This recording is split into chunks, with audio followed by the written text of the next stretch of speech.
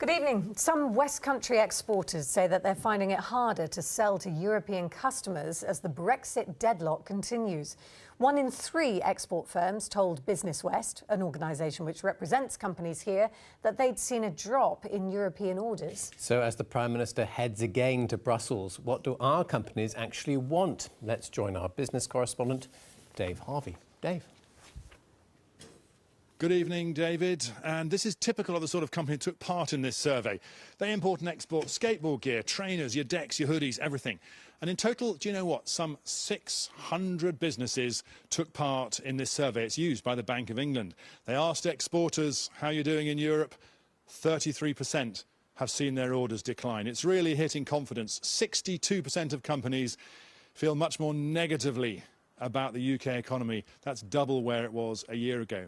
Now, one solution often being talked about in places like this now is a customs union. We leave the European Union, but we remain in the customs union. Yes, much lower tariffs, but on the other hand, it's much harder to strike independent trade deals.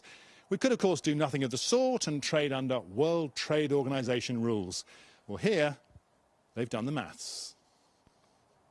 WTO deal at the moment is going to cost us between £600,000 and £700,000.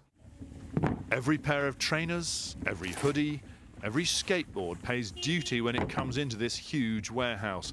Leave the EU, they'll pay again when they're sold in Spain, France or Germany. But there is a solution. Yeah, customs union would solve a lot of our problems. Not only would it mean that we wouldn't be paying duty twice, so we'd save on that 700,000, but we'd also have much quicker route into Europe. One of the things that I keep on hearing is how slow things are going to be at the borders. I mean, the government's looking at 8,000 parking spaces for articulated lorries. That's a big tailback getting our goods into Europe.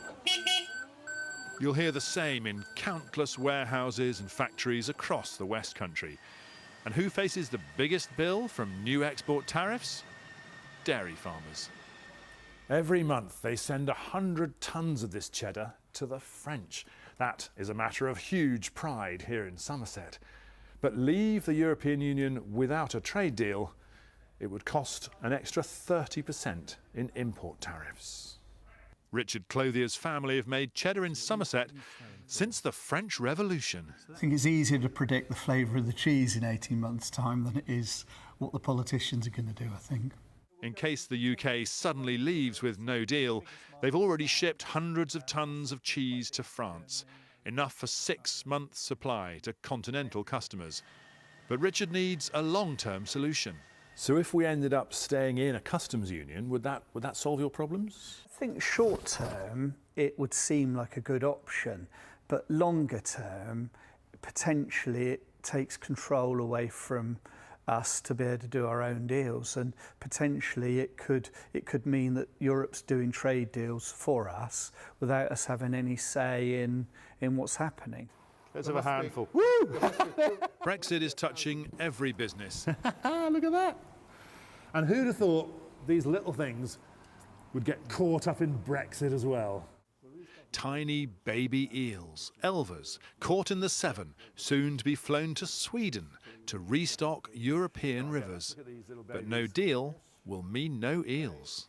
End of this week, if we have no deal, the business will close. As simple as that? As simple as that. It's a very, very serious situation.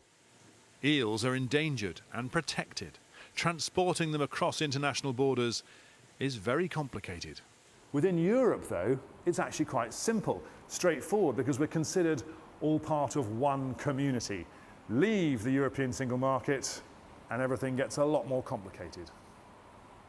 It is absolute chaos. Some of these customers are dependent on our glass eels, and so they will have to close their business as well. Like so many others, he's hoping our politicians don't let a Brexit deal slip between their fingers. Who saw that coming? Eel farming threatened by Brexit. Right, James Monk from Business West. They like a customs union here. They quite like it in Brussels. Do the rest of your members? Absolutely. They're in favour of it in a margin of 3 to 1. It's not perfect regarding the free trade agreements, but it brings them certainty, and also it's the continuity of the way they're trading at the moment. So certainly the preferred option. OK, but we're not guaranteed anything out of this European Council meeting tomorrow. What if either tomorrow, Friday, or later we do end up falling out with no deal at all? Well, that's the worst case scenario, and I think we're down to about 8% who would actually favour leaving without a no deal. You know, there is no question that Brexit has had an impact on business confidence across the country and across the region. And what we're seeing is the European side has slowed down and some overseas has slowed as well. But overall, the Southwest exports doubled the national average last year, growth of 5%. And the American market, Chinese market, double-digit growth. So that's good.